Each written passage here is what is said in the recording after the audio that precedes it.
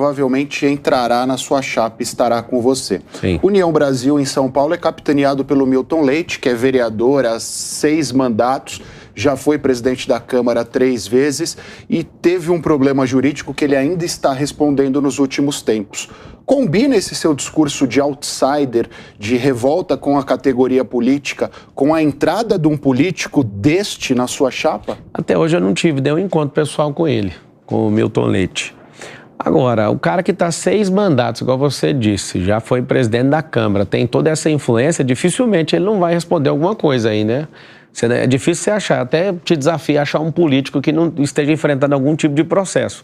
No Brasil é o seguinte, se você é do bem ou se é do mal, alguém vai arrumar um problema para você para te tirar do jogo político. Sobre o discurso, não é um discurso, é uma verdade. Ninguém constrói nada sozinho. Eu queria nem precisar de um partido político, eu tenho que assumir isso aqui.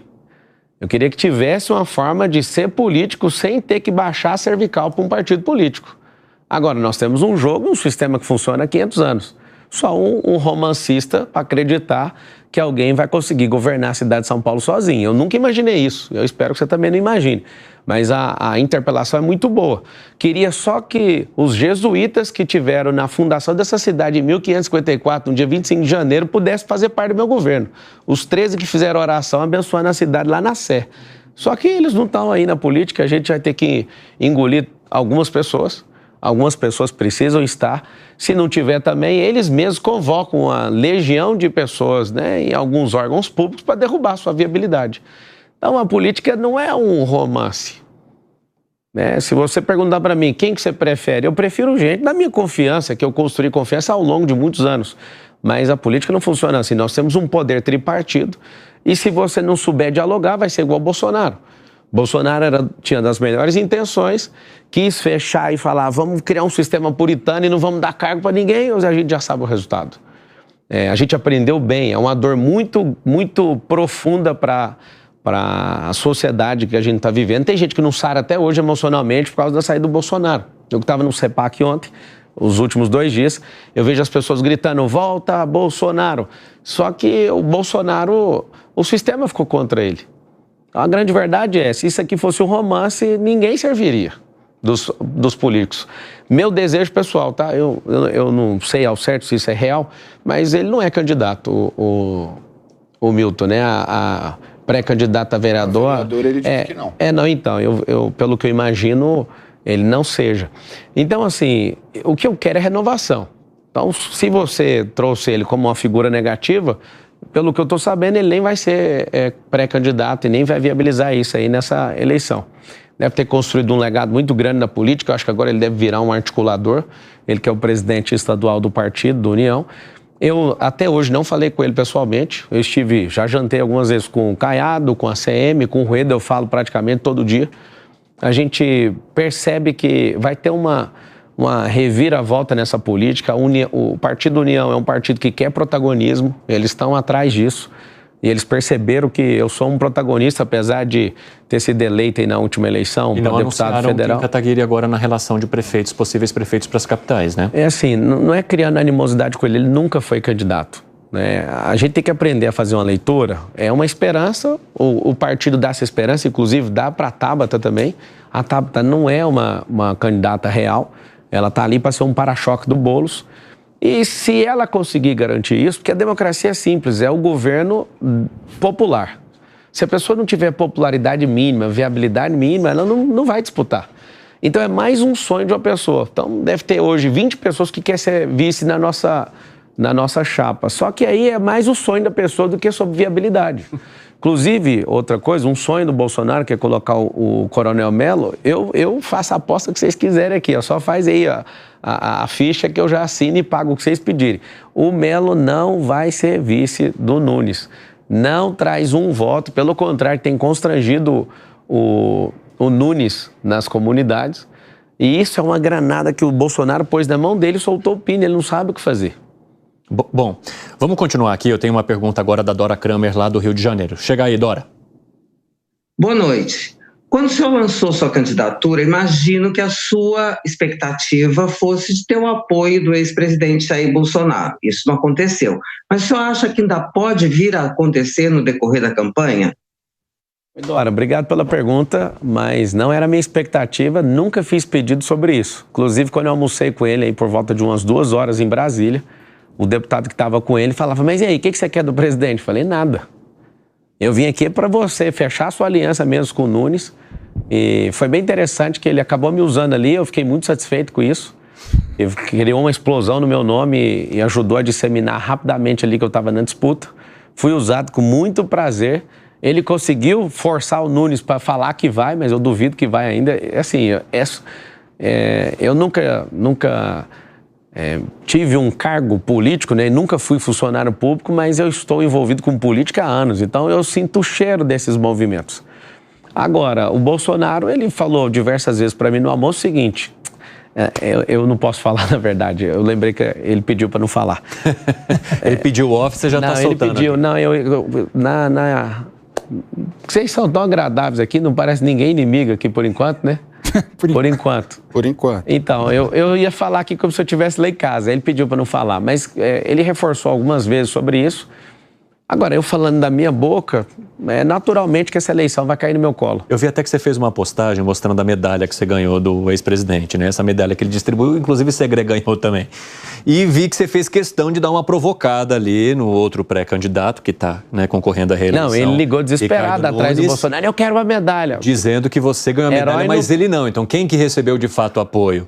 Herói não pede medalha, o herói tem que merecer a medalha. Lembra sempre disso, Nunes? Não adianta você ter ligado pro Bolsonaro, ele fez isso aí pra você aceitar o vice dele. E deu tudo certo, espero que vocês estejam bem. A grande verdade é o seguinte, eu tenho uma certa aproximação e respeito pelo Bolsonaro. E pelo que eu estou imaginando, ele, né, se tiver o segundo turno, que eu acredito de verdade que não vai ter segundo turno em São Paulo, eu pareço um doido falando isso, mas eu vou provar para vocês. É o tanto de energia que eu preciso, eu vou gerar esse tanto de energia. Não vai ter segundo turno em São Paulo. Se não acontecer? Cara, se não acontecer, aí vem um segundo turno. Eu acho difícil isso acontecer. Por que eu acho difícil? Aqui é um povo trabalhador, vai direto no como, o nome do programa não é direto ao ponto. O povo de São Paulo é desse jeito. Aqui estão os melhores povos do mundo, gente que veio das suas terras, é a cidade mais nordestina do mundo, tem 32% de gente com descendência italiana, são pessoas de excelência, os nordestinos são pessoas de pujança e força que construíram essa cidade, está aqui os árabes que ensinou o Brasil a fazer comércio, os israelitas que são disruptivos em muita tecnologia, está aqui todos os povos, aqui ninguém gosta de enrolação. Quando perceber que tem alguém que dá pra ir, ninguém vai ficar com esse romance. Eu vou aqui com essa menina de Harvard. Eu vou... Não. Nós vamos pra alguém que é pau na máquina, que tá, de fato, com sangue nos olhos para resolver o problema dessa cidade. De verdade, para vencer no primeiro turno, precisa de 3 milhões de votos. Eu acho isso, assim, tão simples de fazer. É só mostrar o que precisa ser feito. Se eu fosse o primeiro a fazer, você podia me chamar de louco, mas isso já aconteceu em São Paulo. Isso acontece no mundo inteiro. Quando o povo se levanta e fala, quer saber, a gente não quer gastar mais dinheiro público para se convencer que o Boulos não serve, que o Nunes não serve. Vamos apostar nesse maluco aí, vamos para cima. Vai lá, Segre. Eu vejo você e vejo um Milei na Argentina. Acompanhei muito o desenvolvimento dele a partir de redes sociais, comentários, mas ele teve uma conquista do povo, conseguiu, da mesma forma que você, parece muito preparado no que você sabe, no que você propõe, mas ele está pecando hoje e pagando hoje porque não tem governabilidade. Não tinha um governador, não tinha um prefeito e tinha pouca representatividade no Congresso. Como será a tua vida, eventualmente, com pouca representatividade e com gente que ninguém conhece para que te acompanhe nesse projeto? Cara, se você andar comigo no parlamento, você vai ficar desesperado. O PL teve que soltar uma advertência para ninguém gravar vídeo comigo. Dos 99 deputados, eu tenho amizade com 90. Se você for comigo na Lesp, você vai ficar sempre revoltado. Você vai ver que todo mundo tem acesso a mim. É só a extrema esquerda que não consegue falar comigo, só esse povo. Fora isso, todo mundo. Eu tenho acesso com todo mundo. E questão de governabilidade é o seguinte, qual o erro do Milei, mas isso... Ele conseguiu o governo, ele tem que flexibilizar, né? Ele foi muito radical, conquistou o povo, é o primeiro presidente libertário da humanidade. Eu acho que não temos histórico na humanidade em relação a isso. Mas aí tem um preço do primeiro dia de janeiro, né? Não sei se ele tomou posse em 1º de janeiro. Desde dezembro. Dezembro, né? É diferente lá. É aquele peso do... E aí, o discurso, ele precisa agora ser flexibilizado para a gente governar. Igual um prefeito não governa sozinho. Se for perguntar para mim qual que é o seu sonho, meu sonho era governar igual o Salomão. Falar, ó, deixa que eu resolvo tudo aqui, não precisa ninguém pôr a mão. Só que a gente tem o Ministério Público, a gente tem o Judiciário, a gente tem todo mundo para fazer isso aqui não funcionar. Por exemplo, você que está assistindo, talvez você ache um romance lindo colocar um cara incompetente, passador de pano e rachadinho igual o Boulos, mas um cara desse, com um governador tão proativo e tão pau na máquina para produzir, vai ter uma frenagem absurda no crescimento dessa cidade. Absurda. A maioria das coisas que a gente precisa fazer em São Paulo depende do governo do estado.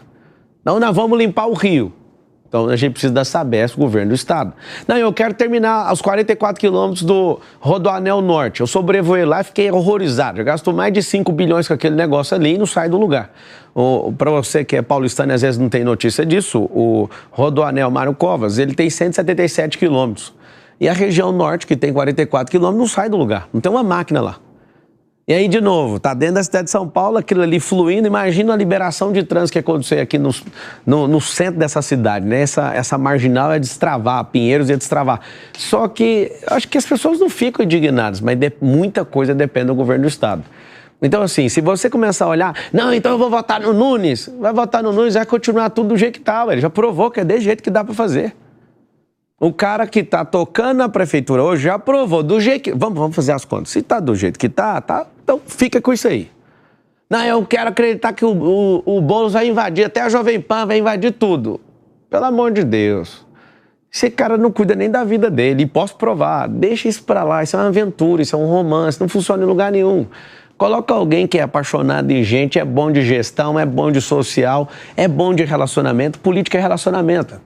O grande erro de um político é o tocar das clarinetes. Quando toca, o cara muda. A gente tem que pôr gente que não é apavorado com o poder, que não tem obsessão pelo poder. O Bolsonaro falou uma frase lá no CEPAC que mexeu comigo. Ele falou assim, eu não tenho obsessão, eu não tenho essa vontade que vocês imaginam para ter o poder. Eu tenho obsessão pelo Brasil.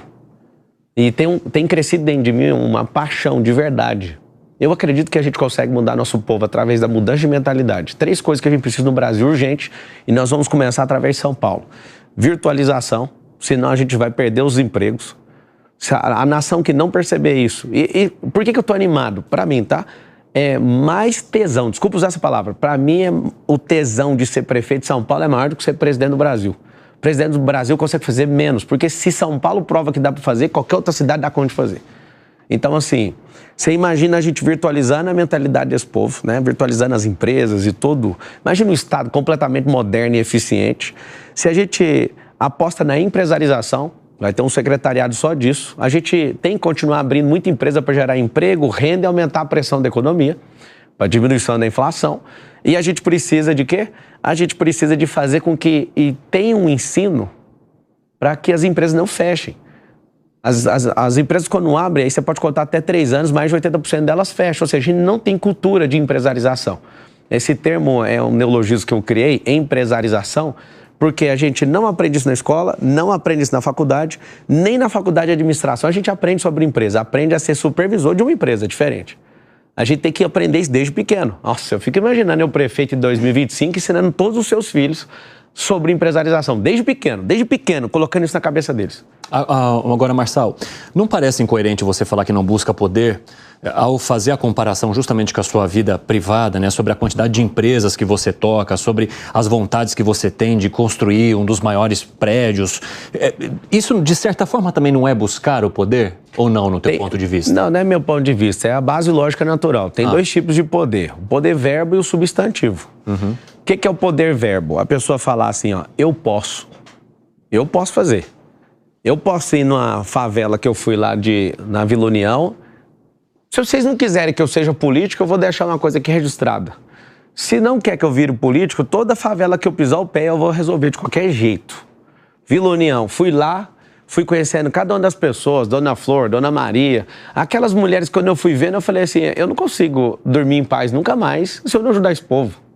Aqui é a África do Brasil, não tem nem como deixar aquele povo dentro daquele esgoto. E o mais interessante é que descobriram que eu estava lá, a prefeitura já mandou um caminhão, todo mundo chegou correndo para aparecer nas filmagens. Eu fiquei, parabéns, viu, Nuno? Se você puder fazer isso com todas as outras, eu vou dar trabalho para você. Eu vou pisar na favela e eu quero ver você mandando os caminhões em todas.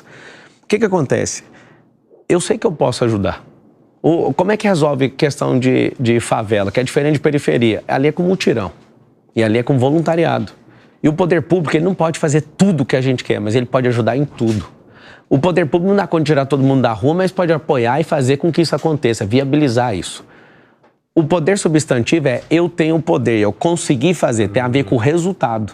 Não tem a ver com poder financeiro ou de... Isso eu já tenho, isso eu já tenho. Tanto é que eu acabei de falar, se não me quiser como prefeito da cidade, aonde eu pisar eu vou ajudar, acabou. Só que eu posso, né, por causa da eleição, eu fico vendo ali e falo assim, que vontade de ajudar agora. E não pode por causa do processo eleitoral. Se não me quiser, beleza, onde eu pisar eu vou ajudar. Por que a gente não tem favela pintada? Por que a gente não tem as pessoas respeitadas? Por que não tem todos os jovens ocupados ali? Todo mundo fica me perguntando, como é que você vai tirar todo mundo da rua? Eu garanto uma coisa, os que vão pra rua em 2030, eu vou tirar agora, porque você tira agora é com a educação e com o esporte. Os de 2040, os de 2050, eu vou tirar tudo agora. E por que você resolveu olhar para isso agora? Não é agora, eu tô desde 2019 na África e eu fui picado pelo espírito público. Eu tenho que contar isso para vocês. Quando eu cheguei em Angola, eu vi um povo que, para mim, não tinha solução. Eu olhei, olha como funcionava. Umas 2.000 pessoas. O assentamento lá chama Kamizungo. Se quiser olhar no YouTube, tá aí, Kamizungo para Marçal. Eu cheguei lá, os homens ficavam em casa, não trabalhavam, as crianças cuidavam das crianças e as mulheres iam para as fazendas vizinhas com enxada na mão. Eu falei, o que é isso aqui? Aí comecei a falar, mano, é o seguinte, você pega na enxada, a mulher fica aqui para ajudar as crianças e cuidar da família. Não, era esse o cenário. Não tinha energia elétrica, não tinha absolutamente nada ali. A gente começou a construir galpão de empreendedorismo, aí tem informática, aí tem escola, aí tem esporte, tem campo, tem tudo lá que você imaginar. Aí eles, vamos construir as casas, vamos construir, eu vou dar a máquina de tijolo, vou fazer nada para vocês, zero. Ah, gente, tá faltando comida, então eu dou a semente, plantar, não vou plantar para vocês. Resumindo, agora na minha última ida, em 2024, lá tem um negócio chamado pleno emprego. Eu só chorava quando eu vi aquilo. Se vocês verem a transformação, as pessoas moravam em casa de lata e agora elas estão nas suas casas, construídas com as suas próprias mãos, o tijolo é ecológico, é de lá. Eu falei, o Brasil tem jeito. Se esses irmãos africanos conseguirem, eu estou envolvido nisso há 5 anos. Final do ano agora faz 5 anos que eu estou lá. E eu fiz uma promessa. No dia que eu estava indo embora, em 2019, um garoto chamado Paulo olha para mim e fala assim, você nunca mais vai voltar aqui. Aí ali eu falei, eu só saio daqui depois que a última família entrar na última casa. E aqui em São Paulo, você pode escrever o que eu estou te falando. Ninguém vai morar em casa de taipa, de madeira e de metal. Vocês vão morar em casa digna. Nós vamos fazer um regaço aqui nessa cidade. Não vai acontecer esse descaso que está acontecendo aqui. Rapidamente, só as pessoas citadas aqui, né, pelo Pablo Marçal, caso queiram se manifestar, vocês sabem que o espaço está aberto aqui, sempre a gente ouve todos os lados. Vai lá, Nelsinho Kobayashi. Marçal, boa noite. Boa noite. Prazer estar aqui com você. Você estava vendo algumas entrevistas suas e em uma dessas entrevistas, uma sabatina, você falou uma frase que me chamou a atenção. Você falou para os jornalistas e para os presentes ali o seguinte: vocês conhecem São Paulo de andar acelerando e freando. Eu conheço de cima essa cidade. Aqui, na linha do que perguntava o Evandro, você já falou o seguinte: para ser eleito no primeiro turno, basta 3 milhões de votos. E para mim, isso é muito simples. Além, é claro, de muitos outros vídeos seus que viralizaram por aí, você sempre enaltecendo o seu patrimônio, quantos aviões você tem, quanto você tem de patrimônio constituído. Você não teme que isso possa soar para o eleitor como arrogância e soberba e que isso não possa gerar contra você uma antipatia? Para quem estudou na escola pública igual eu, para quem é filho de faxineira, para quem é filho de funcionário público, eu acho que é um sinal para todo mundo da periferia, para todo mundo que está sequestrado emocionalmente por esses políticos vagabundos, vocês terem a chance de ouvir que alguém realmente consegue romper-se e mudar isso aqui, ó. Da onde eu vim não tem chance. Inclusive, eu vindo da escola pública, a maior parte da minha vida foi na escola pública, eu não consegui passar numa faculdade federal. Porque o ensino público é um lixo, ali não é educação. Eu posso falar com propriedade que eu tenho rede de escola. O ensino público, de onde eu vim, não me preparou para passar numa faculdade federal. E a prova é que você vê o Haddad hoje arregando, porque não dá conta de acertar as contas públicas, está começando a verbalizar agora aquilo que o Bolsonaro falava há 4 anos atrás. Ele falava, a gente tem que cobrar a faculdade dos mais ricos. Quem que está verbalizando isso agora? O Haddad, incompetente. Eu não sei nem que aquele cara está cuidando do Ministério da Economia. Agora, o Brasil tem uma mentalidade de demonizar a riqueza. É por isso que o nosso povo é pobre. Você vai para os Estados Unidos, eu tenho casa lá, eu encosto um carro, né? Você anda no Escalade, a pessoa, um americano, ele olha, ele fala, good job. Nice car, ou seja, bom trabalho, parabéns, legal o seu carro. Aqui no Brasil, não. Aqui no Brasil, se a gente tem alguma coisa, é ladrão, é não sei o quê. Nós vamos mudar a mentalidade. Eu não tenho vergonha da prosperidade, porque nós temos o país mais rico de todos. A maior reserva de nióbio é nossa, de grafeno é nossa. A gente tem 3 safras. É ruim, aí eu te falo, eu sou fazendeiro também. Sou, eu já fui pobre e só um ex-pobre tem orgulho de ter conquistado alguma coisa. Esses herdeiros aí, filho de rico que tem em São Paulo, eles podem recriminar o que eu faço, mas quem é ex-pobre me entende. E você que é pobre hoje, você vai deixar de ser pobre se você mudar isso aqui, ó. E para mudar isso aqui, sabe o que vai acontecer? Se o povo mudar, a gente vai ter gente diferente na política. Por que a gente tem esse bando de gente incompetente em gestão? Porque o pobre foi sequestrado por eles. Por que eles não fazem nada? Porque é muito melhor manter a esperança que algum dia vai chegar a tal da picanha, e não vai chegar nunca. Porque a picanha fica mais cara o tempo inteiro, e essas pessoas estão precisando de arrumar água para tomar em alguns lugares. As pessoas estão precisando de pôr um telhado, porque está com goteira na casa deles. Outros não têm janela. Que picanha é essa que esse cara estava prometendo? Então, assim, as pessoas podem se incomodar do jeito que eu falo. Eu aprendi um jeito de chamar atenção. Para quem não percebeu até agora, eu só estou com esse tanto de ponto na pesquisa porque eu sei chamar atenção. E aí, se você às vezes fica preocupado com o que eu falo, eu peço para você medir. Meça o que eu falo com o que eu já fiz e o que eu posso fazer por você. É simples. Se vocês não gostarem, se o povo falar, Marcelo, a gente não quer que você fale mais disso. Então tá bom, então prospera. A gente faz um combinado. Se você prosperar, eu paro de falar. Você falou da pesquisa. Você acredita na pesquisa? Cara, pesquisa é igualzinho a opinião de quem tá com raiva e quem tá legal. É o seguinte, tem variáveis, né? Eu sou analista, né? Eu sou investidor, eu não brinco com números. Eu estou estudando todas as pesquisas. Muito simples. Você quer enviesar uma pesquisa, uma variante que você mudar, muda completamente o resultado dela. Eu faço pesquisa e vejo isso, é assim, é um negócio assustador. Por exemplo, na Veritá, eu tô com empate técnico com o Nunes. E aí, por exemplo, por que fazem isso? Vamos pegar a eleição passada, eu entrei no Palácio e falei isso pessoalmente para o Rodrigo Garcia, você vai perder a eleição. Não vou, porque eu tenho 489 prefeitos, vai perder a eleição do mesmo jeito, pela energia que você está fazendo. Quando você fala que 3 milhões é um número simples, é simples se você der conta de gerar energia, se você der conta de conquistar o povo, se você for verdadeiro, senão, pode falar que você é o ator de Hollywood que não vai conseguir. Agora, a pesquisa ela é simples. Quem pagou a pesquisa? Primeira coisa, quem foi que pagou a pesquisa? É a primeira pergunta que eu faço. A Datafolha, quem foi que pagou? Aí a gente já rastreou o primeiro viés. O segundo, você quer dar um resultado diferente do outro, você vai enviesar na ordem das perguntas, o local das perguntas, tem um monte de variante. Quem pagou, como que eu fiz a pergunta, o tempo que eu faço a pergunta. Por exemplo, se você for na periferia e fizer a entrevista no final de semana, você tem um resultado. Se você fizer durante a semana, você tem outro resultado. Eu te provo. Se tiver lá no final de semana, o trabalhador está em casa. Se não tiver, tá o neném em casa, que é quem nem estuda e nem trabalha. A resposta vai ser outra. Eu te desafio, pega lá no Campo Limpo, onde alguém fala aí, tipo o Boulos, fala que é o doutor que manda lá.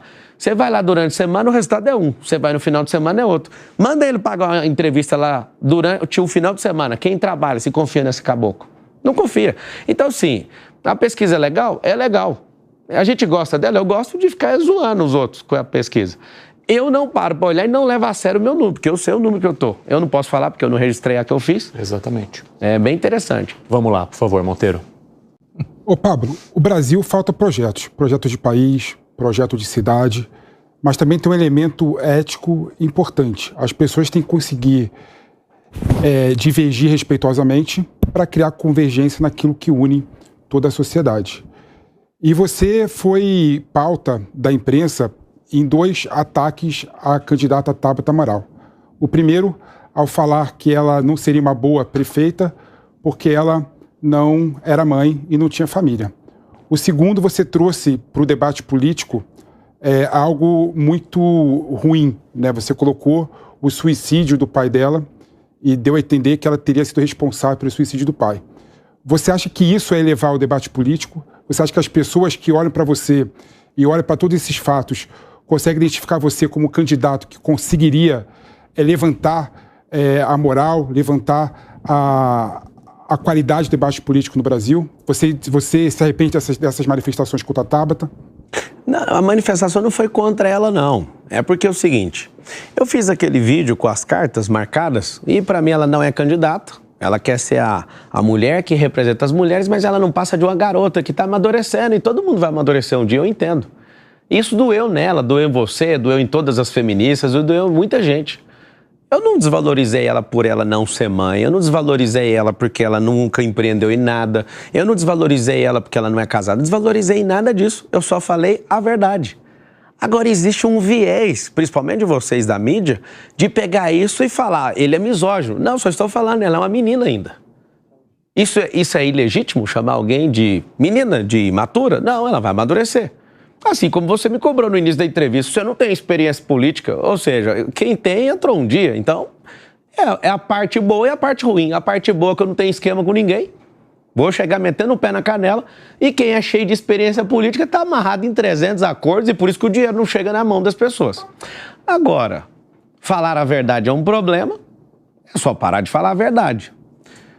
Sobre ela, eu acredito que ela não é candidata, ela vai ficar brava e vai gravar mais um vídeo. Às vezes eu tô até te ajudando, Tabata, porque parece que você tá meio apagado e caindo na pesquisa, mas que o povo te conhece. A questão do suicídio. Eu não falei de suicídio, eu nem sabia que o pai dela tinha suicidado. Eu falei sobre abandono. É igual o político de esquerda faz, ele abandona o povo. Que morreu por conta do que ela tinha ter abandonado ele. Isso, é o seguinte, não é que ele morreu por isso, isso é um nexo de causalidade, eu não falei disso. Nunca que eu vou falar que ela é culpada disso. Agora, se morreu porque tinha o mesmo problema com meu pai, a nossa família, a gente ajudou o nosso pai. Eu acho que alguém acabou deixando ali. É assim, cara, o mundo é movido por storytelling. Ela agora vai ficar vítima, fragilizada, contando outra história. Como foi você que trouxe isso, ô Tabata, você tem que falar com ele, que tem o mesmo viés ideológico que o seu, porque eu não estou falando de você novamente. Eu estou te dando a chance para você aparecer nos jornais. Eu estou com um clipping de todos os candidatos, a Tabata só aparece quando é resposta para mim. Mas, ô Pablo, levantar esse assunto sobre abandono de pai numa campanha, vamos combinar que não é... Amiga, esses caras estão metendo multa em todas as empresas minhas. O problema é que você não vai ver eu fazendo vídeo igual ela está fazendo, porque eu não sou vítima, eu sou governante. Esses caras estão caçando empreendimento meu e perguntam, eles não querem nem saber o que tem lá dentro. Eles perguntam, é do Marçal? Toma a multa. E eu tô na minha, cara. Esses caras estão fazendo a minha vida virar um inferno. Eu tô debaixo de ameaça de morte, vocês não comentam nada. Você já comentou isso algum dia? Não. Tudo o que tá acontecendo, eu aguento meu tranco sozinho. Isso é mais uma prova que ela é imatura, ou seja, ela não tem pauta, não está querendo mostrar serviço, é para-choque do Boulos, e a única vez que ela aparece em qualquer clipe que eu sigo o tempo inteiro, que eu sou analítico, ela responde ao Marçal. Ela é uma garota ainda, vai amadurecer. Um dia você pode ser prefeito de Bauru, de outra cidade. Bom, a pré-candidata Tabata Amaral até fez uma manifestação, gravou uma manifestação negando, né, as questões que foram trazidas. Ótimo, então segue desse jeito. Exatamente. E caso queira se manifestar novamente, o espaço está aberto, ressalto sempre por aqui. É a única chance dela aparecer em algum lugar, porque ela está em queda livre. Vai lá, Cássio. Boa sorte, Tabata. Vai lá. Pablo, eu vou pegar 3 frases que você usou aqui durante o nosso bate-papo. Você disse há pouco que é o storytelling que move o mundo. É claro. Você, na resposta anterior, disse que os 400ões de São Paulo deveriam ter medo de você, porque você vai ensinar quem está nas classes sociais mais baixas a melhorar.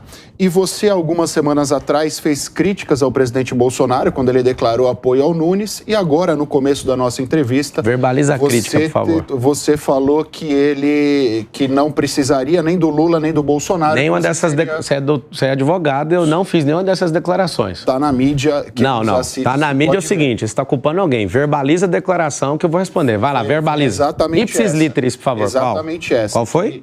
Você não precisava nem do Lula, nem do Bolsonaro, que políticos eram iguais e que você seria... E o que nós precisamos? Sozinho não, com o povo. Preciso de Deus e do povo. Mas vamos lá, deixa eu terminar a minha. Então, peraí, só um pouquinho. Peraí, só para não embolar com as pessoas. Aí eu volto no storytelling. É o seguinte... Primeira coisa, essa fala que você está trazendo foi quando eu fui candidato a presidente da República e eu resolvi isso com o Bolsonaro. Você disse recentemente. Não, Quando o Bolsonaro declarou apoio ao Nunes. Não. Você está confundindo e acompanhando o tweet de 2022. Não, isso aí eu não falei. Estou acompanhando o Twitter, eu vi nas suas redes, inclusive. Não, você não viu porque eu não escrevi isso. É por isso que eu pedi para você verbalizar para saber de onde você tirou. É o seguinte, eu resolvi isso com o Bolsonaro, apoiei ele, fui financiador da campanha dele, ajudei ele, está tudo resolvido entre eu e ele. Você viu, foi tweet. É tipo fofoca na Não internet, foi, eu te mas entendo. não foi, mas vamos lá. Então prova, pega aí e mostra. É só você mostrar. Não tô criando animosidade, só que você tá pondo... Posso fazer a minha pergunta? Deixa eu terminar de responder. Você acabou de verbalizar que eu falei isso agora. Você tá intempestivo, doutor. Tá. Para quem tá assistindo, intempestividade, no mundo jurídico, eu também sou jurista, posso ajudar você que tá assistindo, é quando alguém fala uma coisa que tá fora do tempo.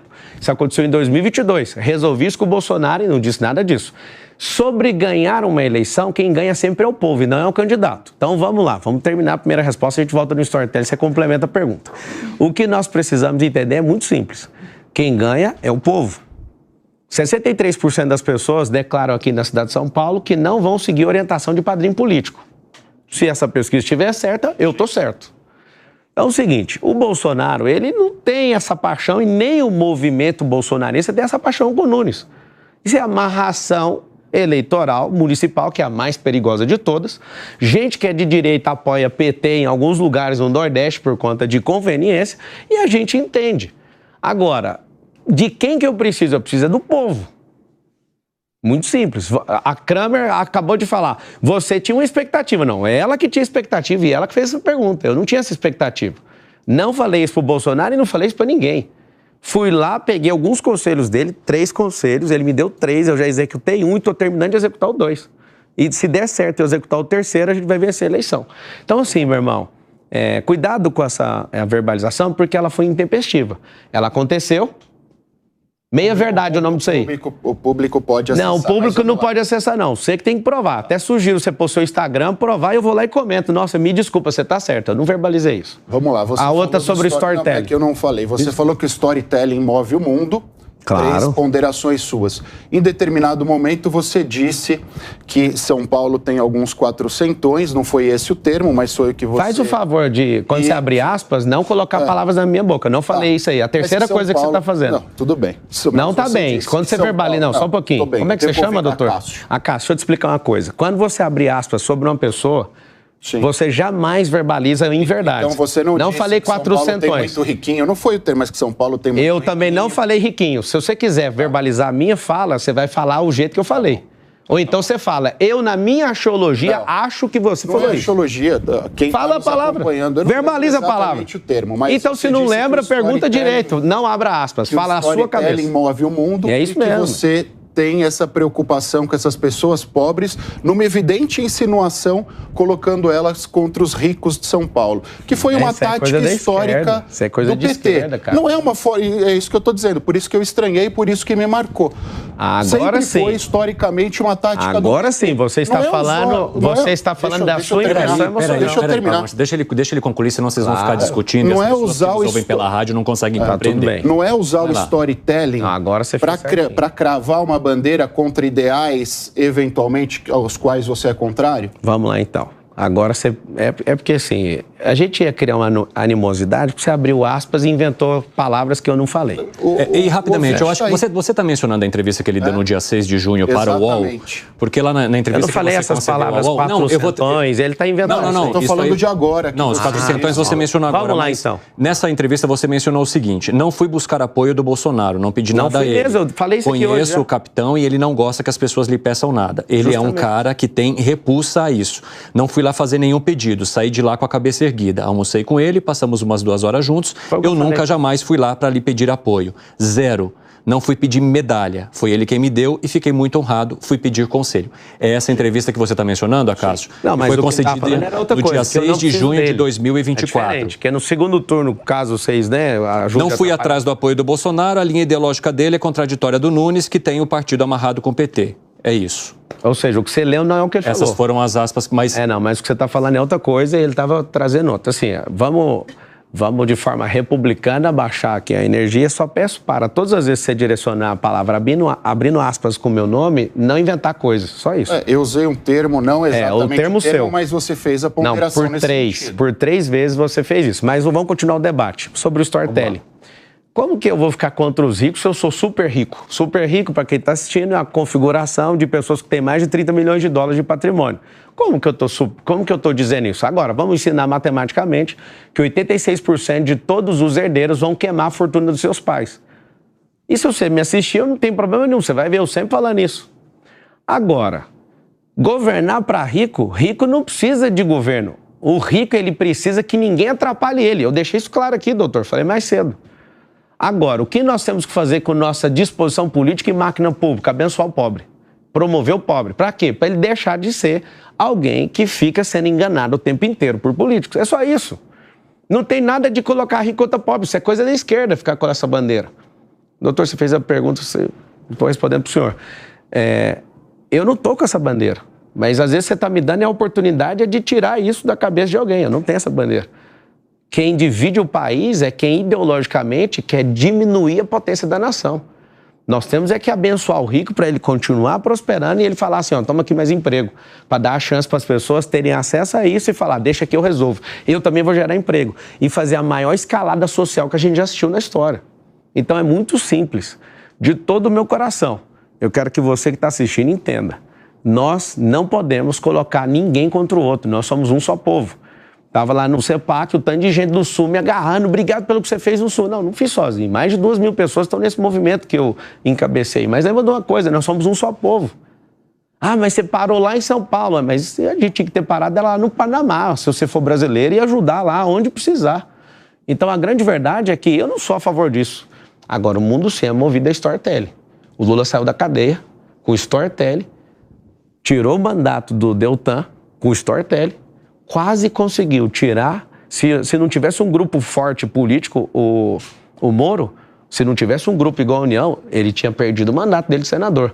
O storytelling move o mundo. Vocês que assistem novela, vocês não estão assistindo novela. Aquilo ali é para vender roupa e aquilo ali é para fazer propaganda. A maioria dos jornais também vende propaganda. A concessão pública brasileira, ela obriga 2 horas de transmissão de telejornal, de todo mundo tem canal de televisão. Você acha que o jornal dá dinheiro? Dá dinheiro vendendo o quê? A propaganda. Então tem que vincular essa propaganda com a notícia. Então a gente não está no país das maravilhas, a gente tem que aprender a ler, e eu queria que o povo todinho soubesse disso. Se você soubesse, você não vai emocionar com esse romancismo que tem aí do PT e companhia e pessoal que quer ferrar esse país inteiro. Marçal, lá em 2022, você esteve com um grupo no Pico dos Marins, né? Que foi uma notícia que repercutiu depois por causa das más condições climáticas que levaram a um resgate do Corpo de Bombeiros. À época, o capitão que estava conduzindo ali aquela operação, ele trouxe ali em uma das entrevistas que ele concedeu a seguinte frase: ele foi totalmente irresponsável, subir com um grupo de pessoas despreparadas e sem equipamento e colocá-las sob risco de morte. Essa foi a pior ação que a gente já viu no Pico dos Marins. Diante da repercussão, à época depois o senhor acabou fazendo uma manifestação também por meio das suas redes sociais e dos vídeos que você grava, dizendo: eu não mandei ninguém subir, eu fui na frente, fui lá, subi e resolvi. Pablo, e se alguém tivesse machucado? Cada um subiu sob a sua responsabilidade. Na verdade, eu não sei onde você leu isso, eu subi 5 horas depois do grupo, eu não subi na frente do jeito que você está lendo aí. Isso aí é notícia, né? Exatamente. Tá um problema. Aí você fala o seguinte, eu vou escrever agora, eu que decido o que devo fazer. Sim. Como que você olhando para trás, como é que você vê esse processo que gerou tamanha repercussão e sobre principalmente dizer que não tem responsabilidade pelas pessoas que estavam com você?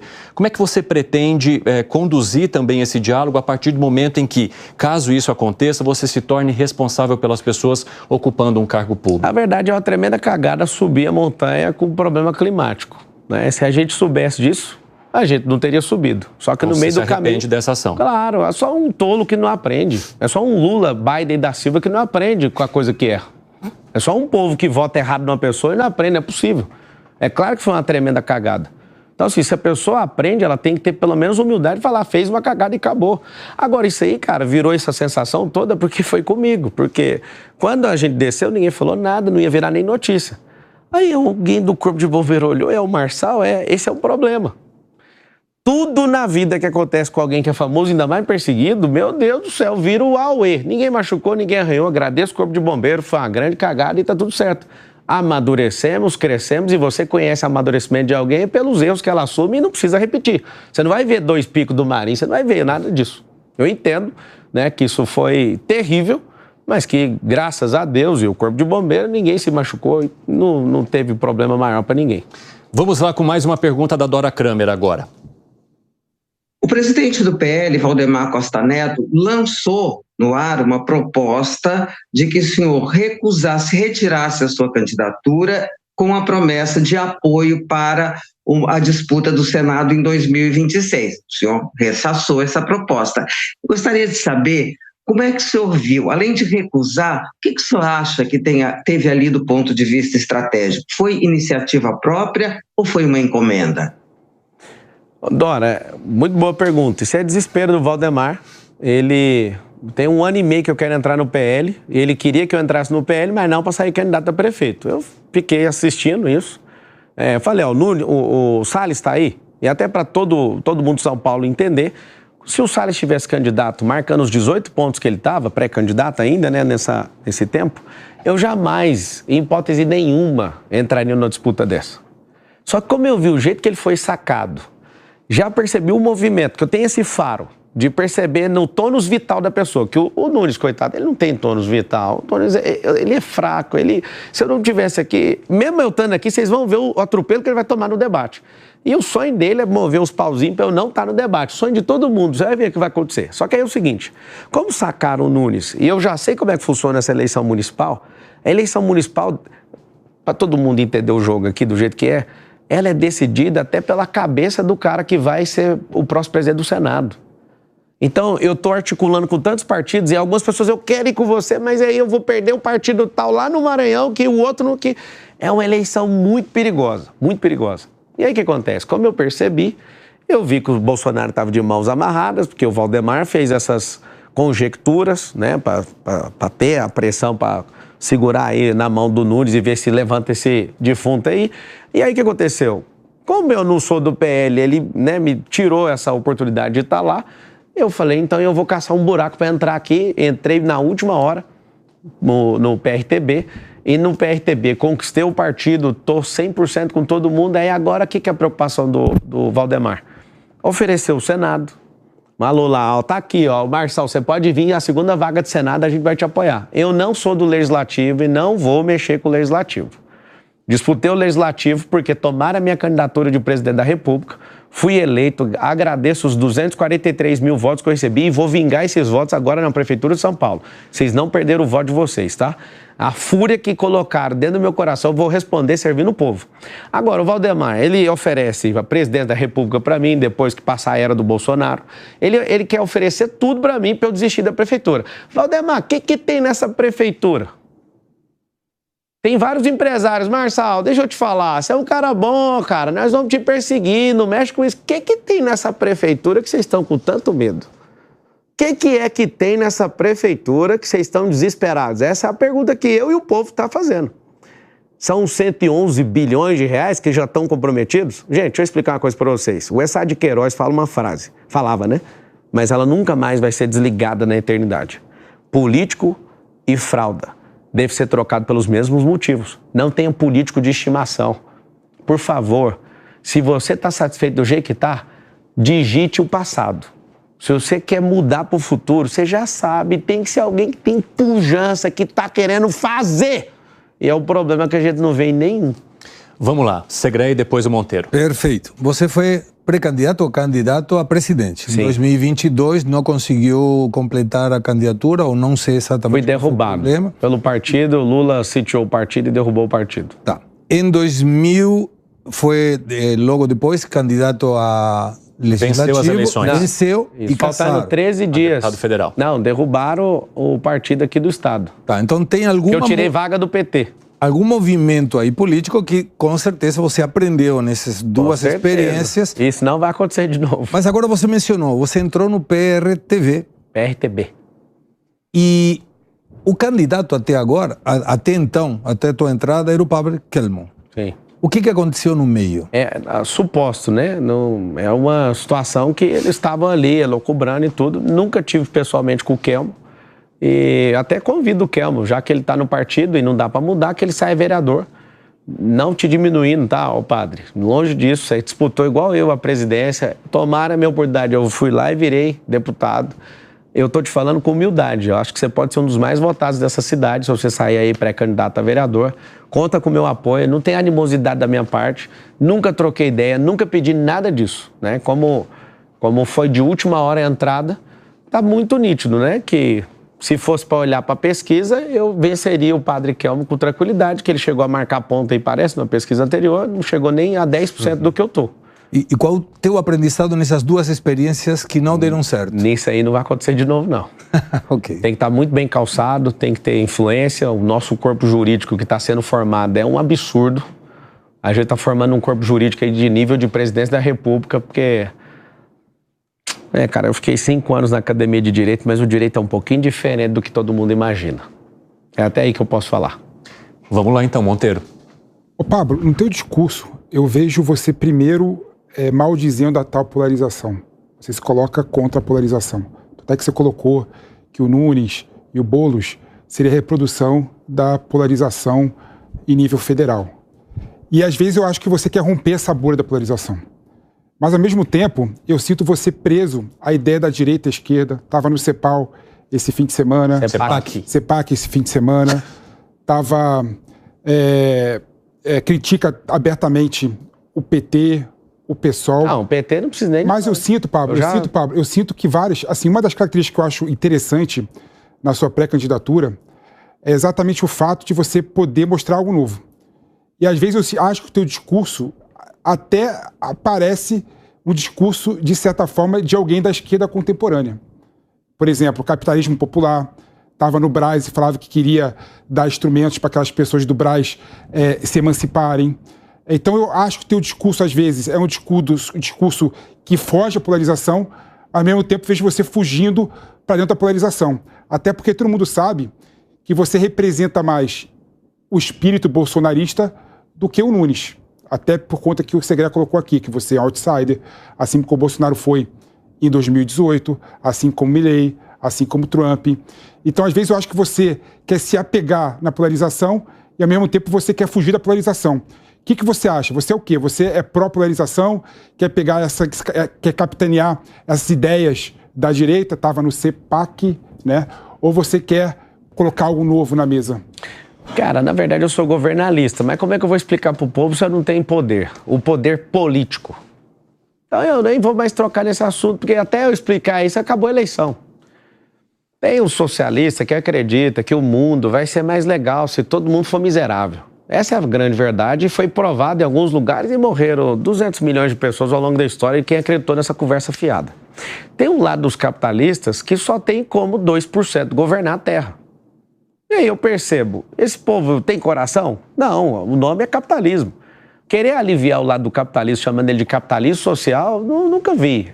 Eu só sei de uma coisa, eu sou um cara que gosta de gente, eu sou pró-povo. Agora, a polarização é a coisa mais normal do mundo. Ninguém quer saber de um campeonato onde tem 8 times prontos para vencer o campeonato. Vai para a semifinal com 4, a final com 2. A polarização é isso. É um braço de time de um lado, um braço de time de outro. Você vai para uma luta. Você vai fazer uma luta, ninguém quer saber. A gente quer ver a rivalidade. Isso é a dicotomia do cérebro. Como que eu vou ser contra um negócio que é 100% natural? Agora, a política é bem desenhada para ficar os ruins e a gente sempre vai votar. Quem que a gente vota? A gente não vota em ninguém por paixão, por idealismo. A gente vota no menos ruim. Esse aqui é o menos ruim. Eu vou votar no menos ruim. Eu não vou votar no menos ruim. Eu parei minhas coisas para não ter essa possibilidade. Eu não quero. Você sabe o que aconteceu em 2022? Por que eu fui candidato a presidente? Pela influência que eu tenho com certos políticos, eu sabia que o Bolsonaro, fazendo qualquer coisa, não ia conseguir. E eu fui explicar isso para alguém. Você é maluco? Eu falei, não vai. Não dá para ir. O sistema trancou. E aí eu vou explicar isso para as pessoas, me tiraram de maluco. O sistema é tão brabo, quando percebeu que eu estava movimentado, trancado também. Aí agora, o que você tem que fazer? Tem que aprender a jogar, tem que fechar a boquinha, não pode ficar falando dos tios, dos 600 caras que comandam o sistema do Brasil. Tem que ir devagarinho, o Bolsonaro ensinou isso para nós. Então, assim, a polarização ela é natural, é dicotomia. O que eu quero que as pessoas façam? Eu não sei se foi só até aí que você perguntou, acho que você quer perguntar um pouco mais, mas não é fugir da polarização. Porque se eu for olhar aqui agora, eu posso pegar meu chapéu e ir embora para casa. Por quê? Porque o Bolsonaro está de um lado, mesmo que amarrado. Se puder fazer uma charge, um chargista faz para mim que eu vou postar. Bolsonaro amarrado, Valdemar atrás falando que tá tudo bem e o Nunes com a granada sem pino. A charge, por favor, alguém faz a charge e manda para mim que eu vou postar. Esse é o cenário. De outro lado, o Boulos querendo ser bonzinho. E um para-choque na frente lá para ninguém bater nele. Eu tô com o povo, moço. Eu vou conquistar o povo. Isso é problema meu. Eu tenho que conquistar o povo. Não é que eu tô falando que eu quero isso ou que eu quero aquilo. É ônus meu mostrar quem eu sou, o que eu já fiz, o que eu posso fazer por São Paulo. E eu que tenho que conquistar o povo. Aí fica toda hora, você queria o Bolsonaro? Não, eu quero o povo. Eu preciso do povo. O Bolsonaro não precisou de padrinho político para ser presidente do Brasil. Ele precisou de quem? Do povo. O Milei não precisou de padrinho. Precisou do povo. Só que a única coisa que eu vou ajustar em relação aos dois é não ir para essa radicalidade, que ela é comprovada na história da humanidade, que você vai se ferrar. Porque é igual apertar uma mola. Se você aperta uma mola, na hora que você não der conta de segurar ela mais, ela volta no meio da sua cara. Mas o teu discurso não está batendo isso. O teu discurso é bater de frente. Não é bater de frente, é mostrar que as opções não servem. Se a opção servir minimamente, eu vou embora para minha casa, velho. O Pablo, tem um ponto interessante. Eu sempre falei que a polarização é fictícia no Brasil. Um pouco mais de 1/3 votou no Lula, um pouco menos de 1/3 votou no Bolsonaro, 1/3 se absteve e votou nulo e branco. Ou seja, 2/3 não querem o Lula e 2/3 não querem o Bolsonaro. E eu vi um vídeo seu, que você, aí eu vi mesmo, pode até colocar entre aspas, tá? Cuidado, você colocou de memória direito para ele não armar pampeiro que você quer. Cuidado. Pelo amor de Deus, ó, a gente pouco tem importa, 25 pouco minutos importa pela frente. do povo se você é de esquerda ou de direita. O povo não quer saber se é de esquerda ou de direita. Mas isso é o que sustenta O povo quer saber desenvolvimento, o povo quer saber comida na mesa, o povo quer saber... Quem está com fome não quer saber se a mão é da esquerda ou da direita. Então, por isso, não interessa. Então, às vezes, eu acho que você tem um discurso que o Brizola, ele falava o seguinte, que o povo fica acostando o alambrado atrás de uma alternativa. Às vezes eu acho que você captou, poxa, o povo não quer saber da polarização, o povo não quer saber Bolsonaro e Lula, o povo quer outra alternativa.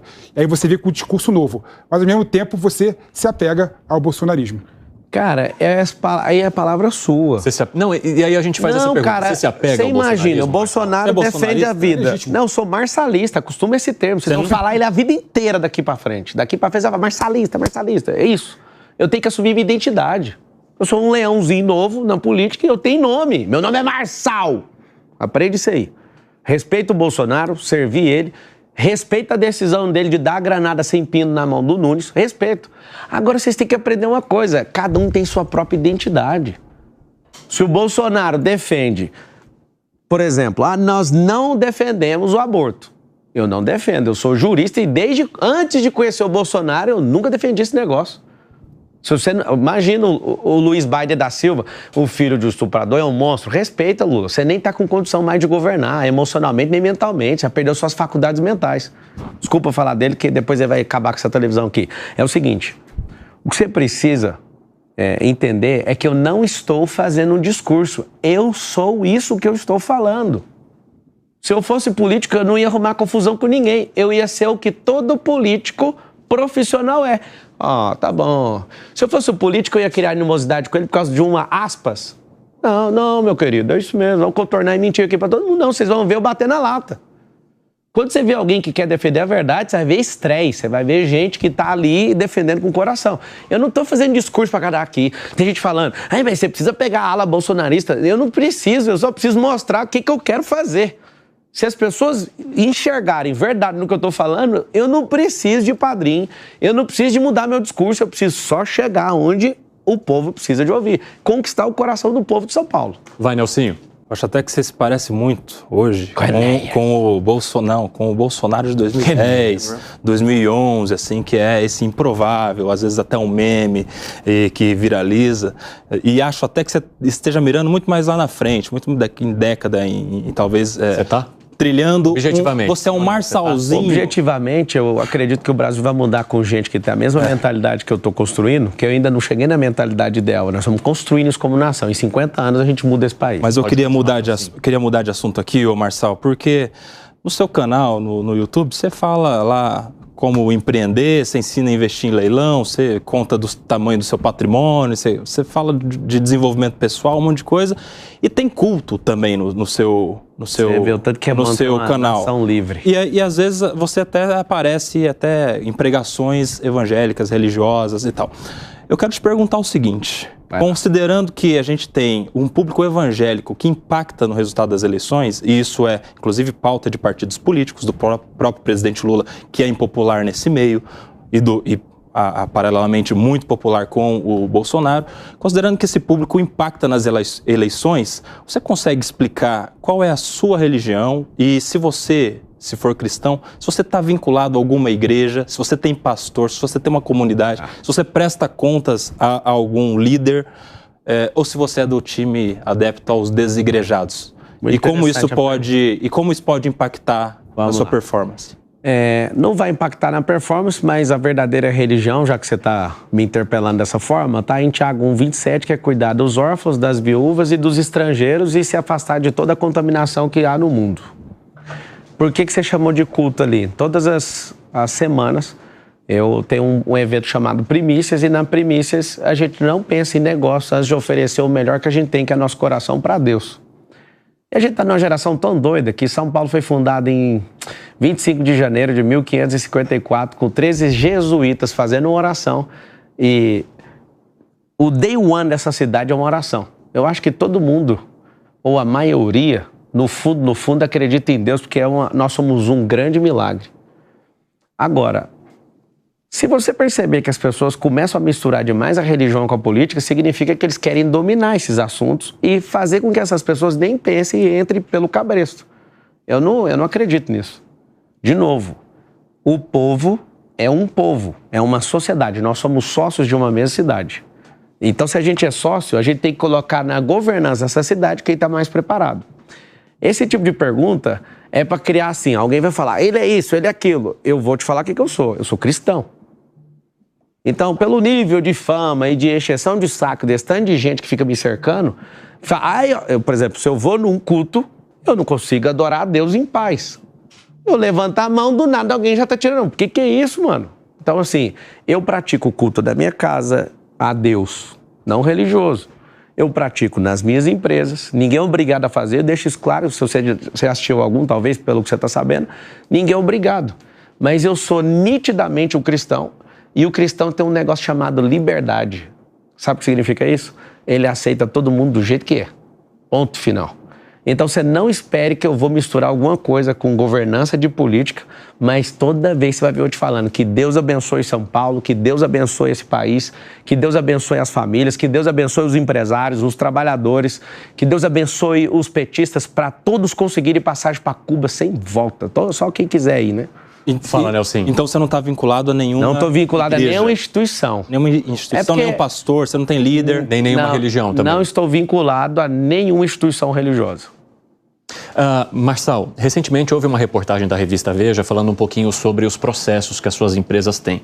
São várias empresas que renderam dezenas de processos, se não me engano, cerca de 100 processos. Alguns estão sob sigilo, outros dão conta de processos trabalhistas e etc. Como é que você recebe ou avalia a quantidade de processos que você tem hoje? 98% dos processos, principalmente trabalhistas, no mundo inteiro, está num país chamado Brasil.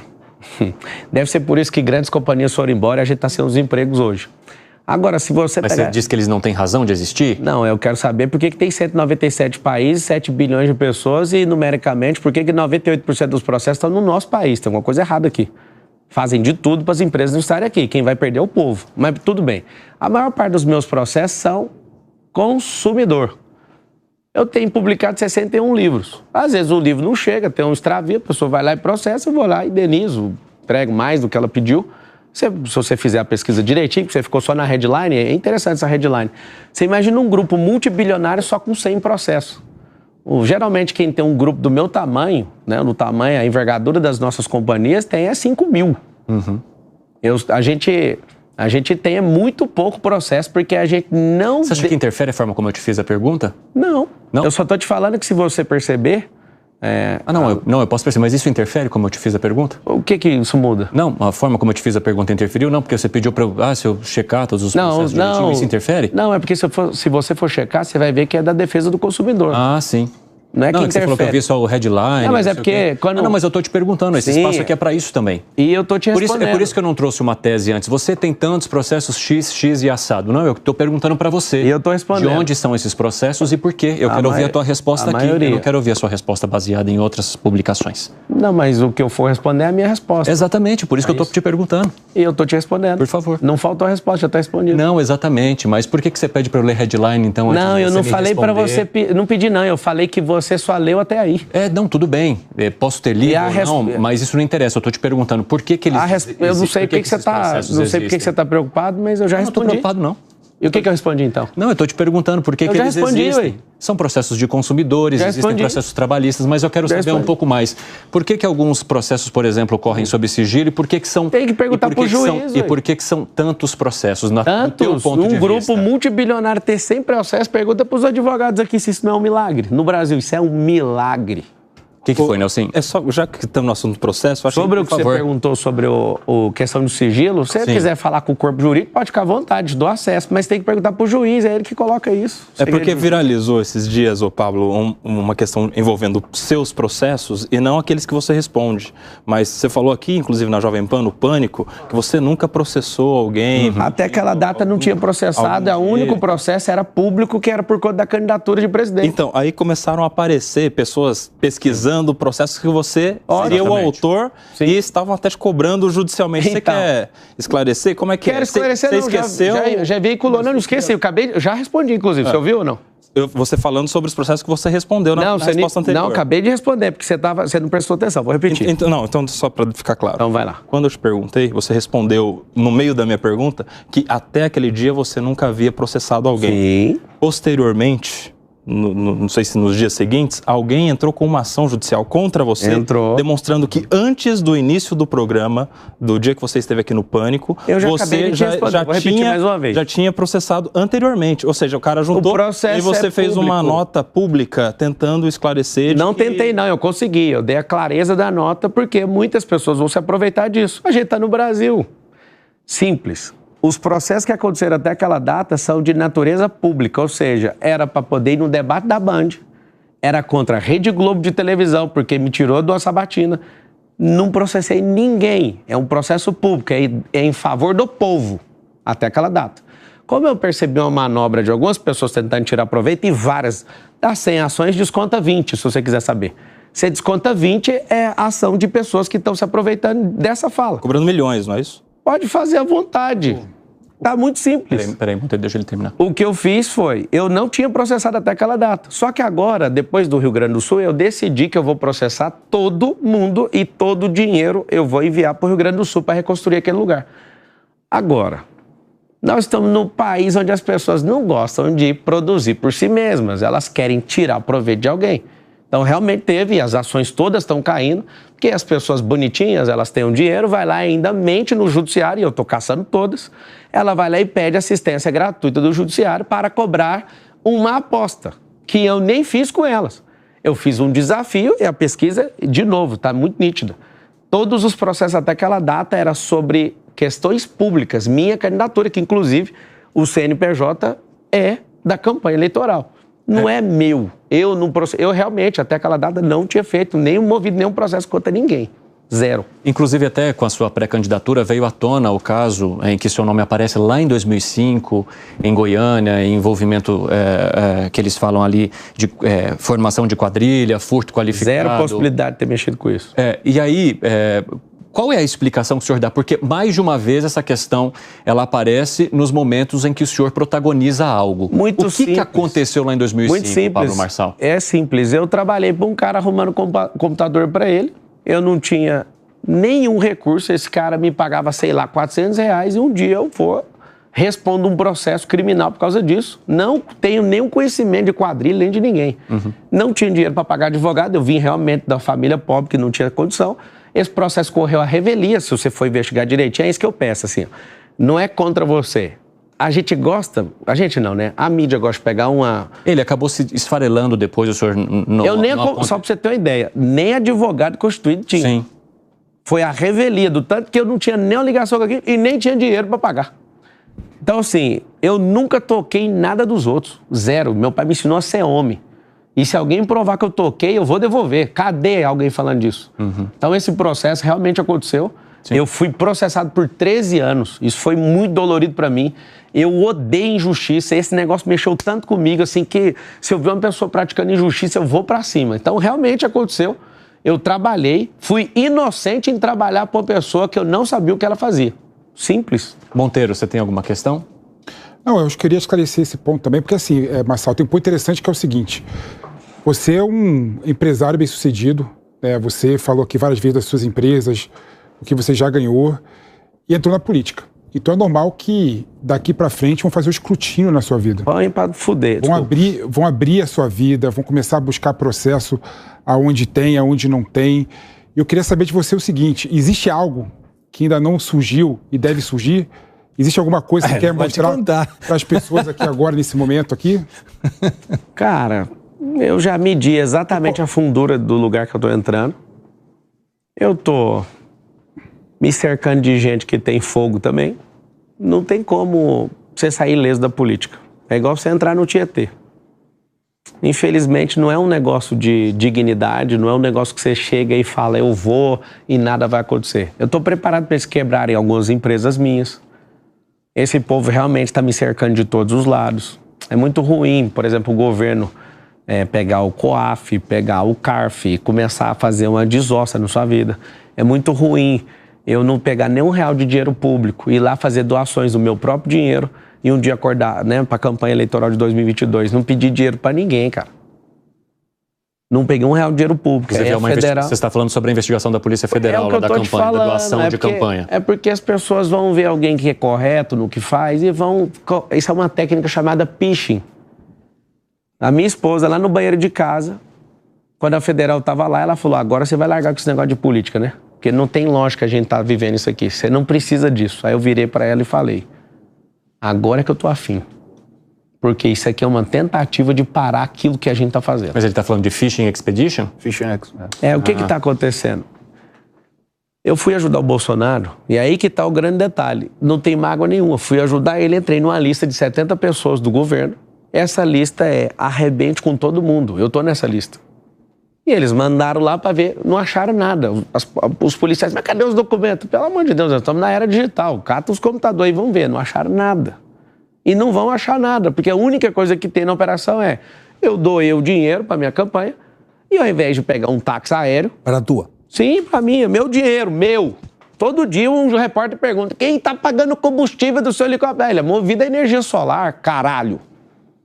Não pode. Então esse povo fica o dia inteiro. É uma sede por dinheiro público, você não pode pôr seu dinheiro. Aí o que aconteceu?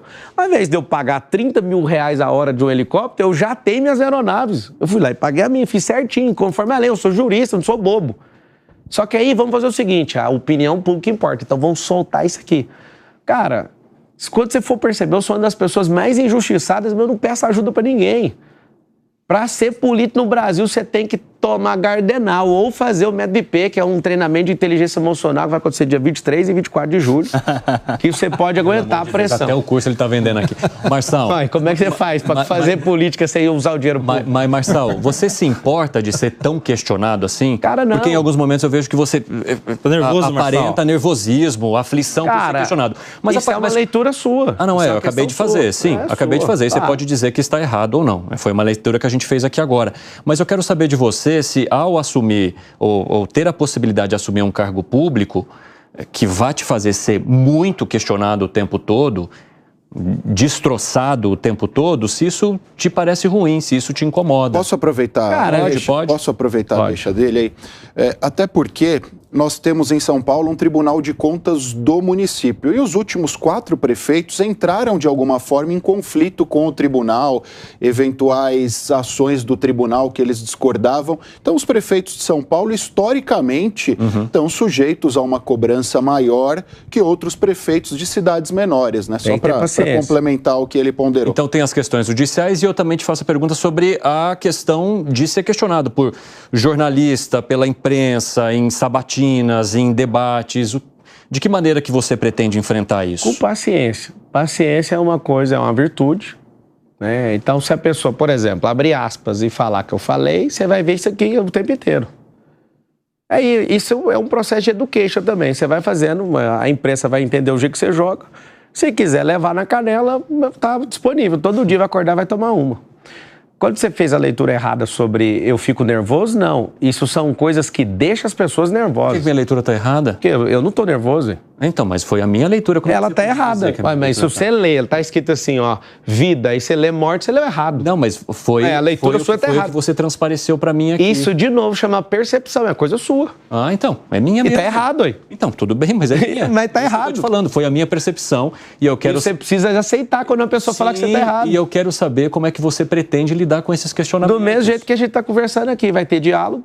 Eu não vou fazer igual esquerdista que você tá jogando xadrez, parece que você tá jogando com pombo, ele não dá conta de mover mais, ele bate a cauda que ele é o próprio pombo, caga no tabuleiro e vai embora. Eu vou ficar até o fim.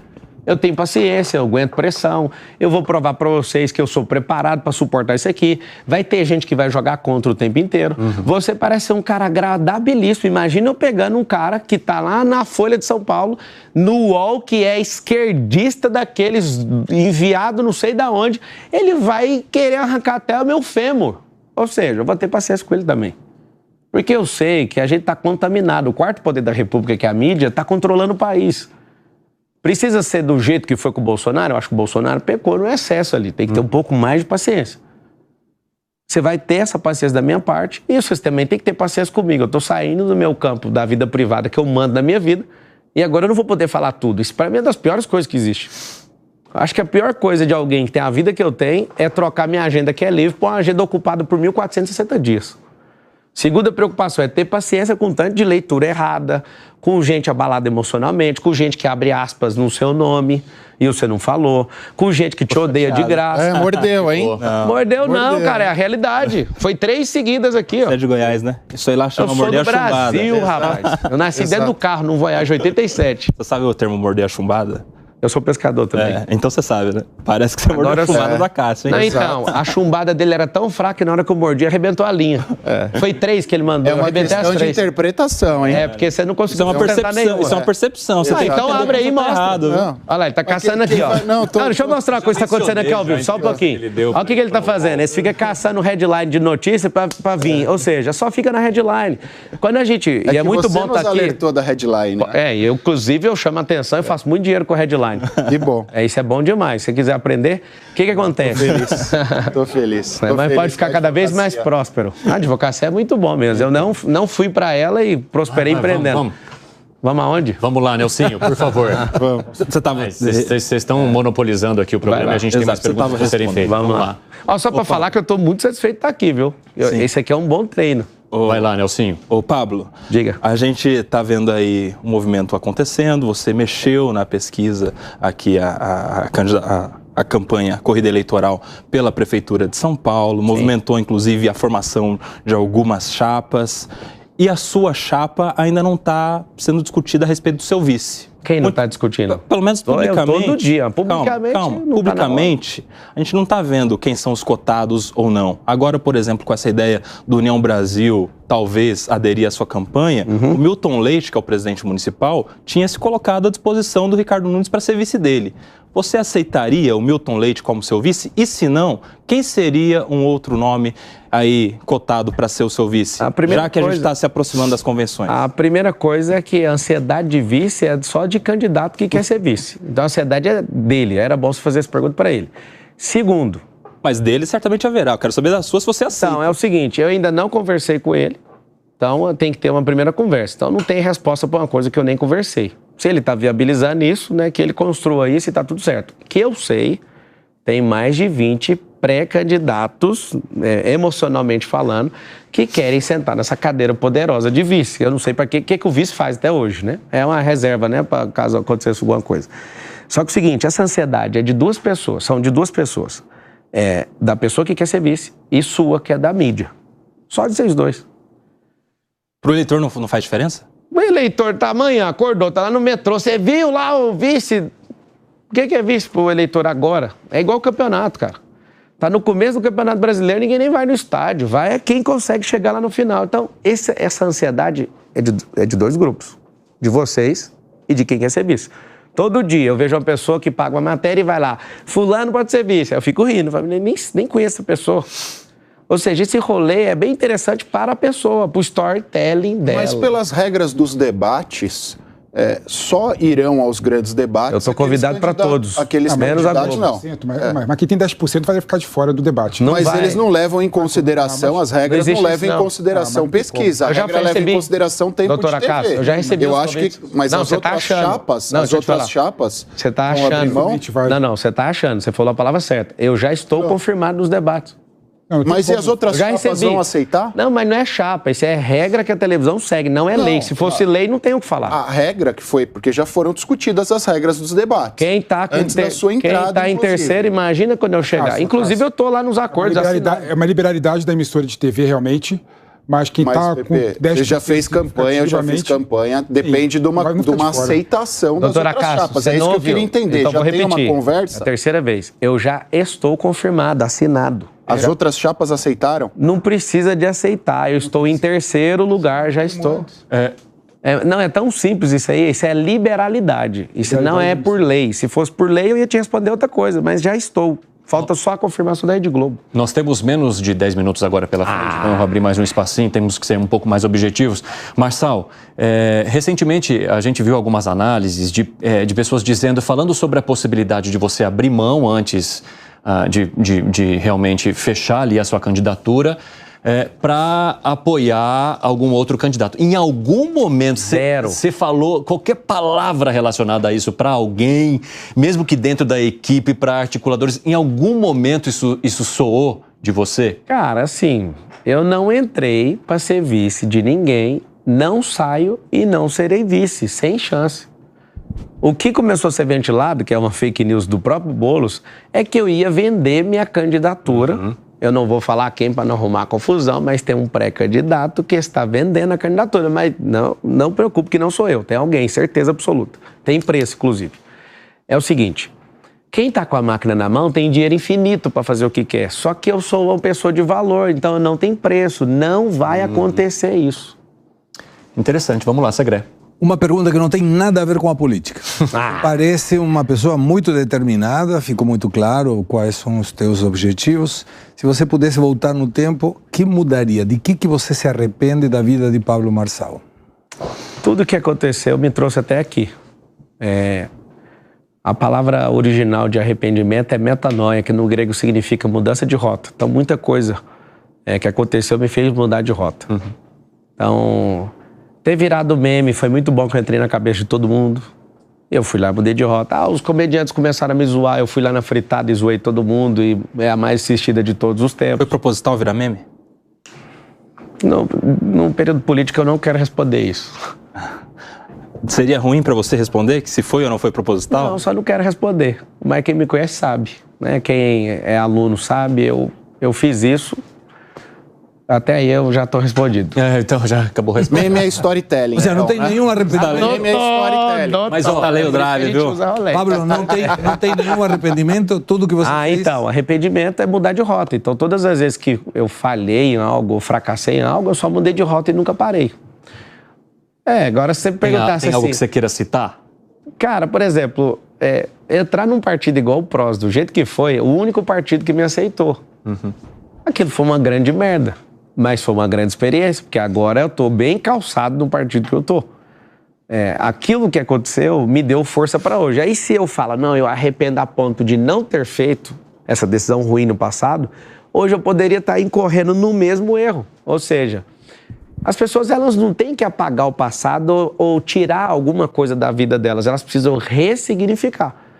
Eu estava lá dando o meu melhor para o Bolsonaro vencer a eleição, apesar de tudo que todo mundo já sabe. Só que na hora que eu vi que perdeu, eu já desconectei daquilo e falei, vou cuidar da minha vida. Tem gente que tá abalado emocionalmente até hoje. Então, quando a pessoa realmente arrepende de algo, é o que eu te falei, a palavra que é metanoia, significa a pessoa ela muda de rota a partir dali. Eu não estou repetindo os mesmos erros. Eu aprendo muito com os meus erros. E aprendo com o erro dos outros. Agora, cara, se eu tirar uma peça do meu passado, muda completamente o meu futuro. Eu não voltaria atrás, tá? Eu mudei de rota a partir daquele momento. Então me fez ser um homem mais forte, mais maduro. Então não tem como eu ir lá e vou tirar uma peça. É como se eu tivesse construído um Lego inteiro. Se eu puxar uma peça, desmonta tudo. Passado meu é 100% ressignificado. Vamos lá, Felipe, nós temos 5 minutinhos, hein? Por favor. Vai ser rapidamente. Vamos supor, Pablo, que tudo que você quer hoje em dia dê certo no final. Como é que você acha que vai ser São Paulo depois do seu possível mandato? Cara, imagina eu acordar em 2025, Tarcísio governador, cara que gosta de fazer obra igual eu faço. Primeira coisa que eu vou ter que fazer, né? Parar, ouvir o povo e ir lá convencer os vereadores a não travar as pautas e conquistar eles. E todo mundo gosta muito de poder. Você vai ver um prefeito muito bem relacionado, que vai visitar bastante a Câmara, que vai ter esses vereadores bem próximos, que vai ter concessões que você precisa de fazer, que a política não constrói sozinho.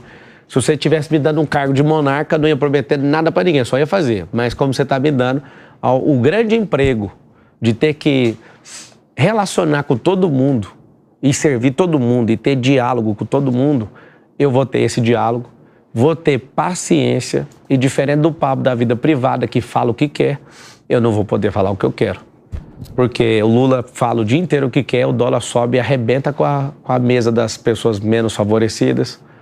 As pessoas, elas não entenderam que um cargo político, elas têm que ter um filtro político pro bem da nação e pro bem das pessoas e pro bem da cidade. Então eu já estou sentindo o peso desse amadurecimento, porque eu falo o que eu quiser nos meus canais. Eu não sei se vocês sabem, eu sou o terceiro político mais influente do Brasil no Instagram, só perco pro Lula e pro Bolsonaro. A gente passou o Nicolas esses dias, acho que está bem próximo ali, e até o final da eleição eu vou passar os dois. E o que eu quero falar com isso? Eu sou uma liderança nova que está levantando.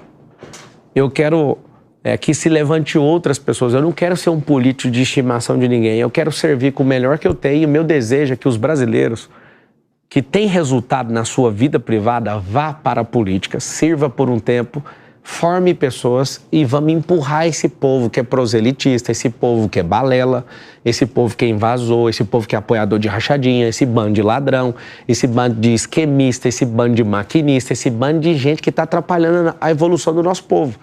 Então é muito simples. Eu já estou amadurecendo para assumir esse cargo. Não vou poder falar o que eu quero. Isso é uma das piores coisas que existe. Só uma última coisa. Tem algo do que você teme ou de que você teme? Tem. O Deus vivo. É a única coisa que gera temor no meu coração. Temor é um extremo respeito, isso não é medo. E esse Deus falou para eu ser forte e corajoso, eu vou até o fim. Eu acredito que eu sou o próximo prefeito de São Paulo, com o temor que eu tenho a ele e com a graça do povo. O povo vai descobrir o coração que eu tenho, o tanto que eu já fui injustiçado, mas nunca fui vítima, e eu não vou parar. Eu quero pedir para vocês uma coisa, aposta no futuro, só isso. Últimos segundos, vai lá, Nelsinho. Muito objetivo. Você falou que passou o Nicolas, é o terceiro político mais influente no Instagram. Você falou também um pouco antes que é analítico. Você não acha que desses seus seguidores aí tem gente que está querendo aprender, investir em leilão, outros querendo ver o culto da primícia, e que não são de São Paulo? E ninguém falou você acha que você acha que fora do Instagram você é mais influente que o Nicolas Ferreira? Nunca. O Nicolas é um movimento. Em 2034 eu falei até com o pai dele ontem no CEPAC, que ele vai ser presidente do Brasil. É uma previsão minha. 2034 o Nicolas vai ser presidente do Brasil, tenho extremo respeito por ele. Eu falei do nome dele porque ele é o mais badalado de todos, que não tá na linha aí né? Tava em terceiro até essa semana passada. E não é para criar rivalidade, eu espero que ele me passe. Se ele, né, eu acho que ele tem uma capacidade absurda, um dos melhores, na verdade é o melhor orador do parlamento hoje. E faço votos que ele seja presidente desse país, inclusive, que continue amadurecendo para isso. Pablo Marçal, obrigado. Valeu. Nosso tempo acabou. Senhores, obrigado também pela participação de vocês, adora pelas perguntas lá do Rio. E a você que esteve conosco até agora, uma ótima noite e até a próxima. Fiquem com Deus. Tchau.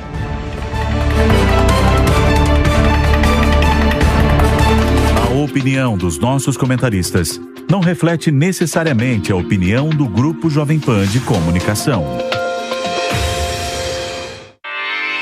Realização Jovem Pan News.